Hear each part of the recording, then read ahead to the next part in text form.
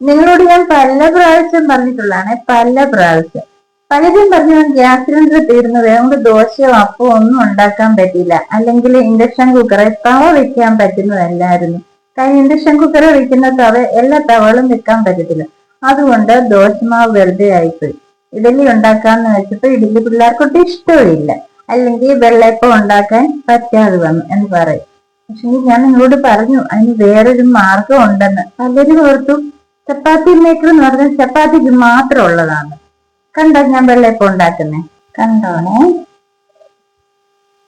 ഇത് ദോശ ഉണ്ടാക്കാം, വെള്ളയപ്പം ഉണ്ടാക്കാം, മുട്ട പൊരിക്കാം എന്നൊന്നും പറഞ്ഞിട്ട് ആരും കേൾക്കത്തില്ല. എല്ലാവരുടെയും കയ്യിലുള്ളത് വീടിന്റെ ഏതേലും ഒരു തട്ടയിലെടുത്ത് വെച്ചേക്കുക.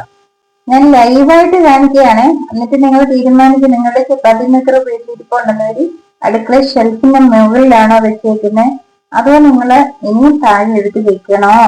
കണ്ടോ, ഞാനിതേ ഓയിലൊന്നും തേച്ചിട്ടില്ലായിരുന്നേ. കറക്റ്റ് പരുവത്തിൽ കിട്ടും, എളുപ്പവുമാണ്. നമ്മള് ദോശക്കല്ലിലൊക്കെ വെച്ച് ഉണ്ടാക്കുന്നതിനെക്കാട്ടിലും ഒരുപാട് എളുപ്പമാണ് ചപ്പാത്തി മേക്കറിൽ ഇങ്ങനെ ചുട്ടെടുക്കാൻ കേട്ടോ. നമുക്ക് ചപ്പാത്തി ആയാലും നല്ല സൂപ്പറായിട്ട് ഉണ്ടാക്കിയെടുക്കാം.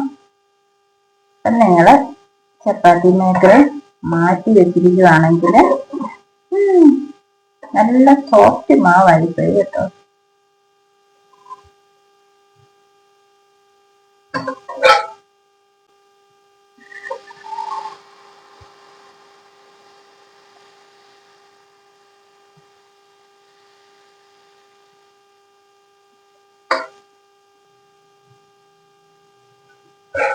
ഞാനാണ് നിങ്ങൾക്കൊക്കെ പ്രയോജനപ്പെട്ട വീഡിയോസ് ആണ് ഇടാറുള്ളത്.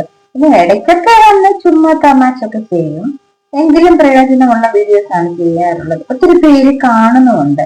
നിങ്ങൾ എന്താ എനിക്കൊരു കമന്റ് ഇടാത്തേ? നല്ലതാ അല്ലെങ്കിൽ കൊള്ളാം അല്ല എന്തെങ്കിലും ഒരു കമന്റ് നെഗറ്റീവൊന്നും വന്ന് പറഞ്ഞിട്ട് പോകല്ലേ, അതൊക്കെ എനിക്ക് സങ്കടം വരും.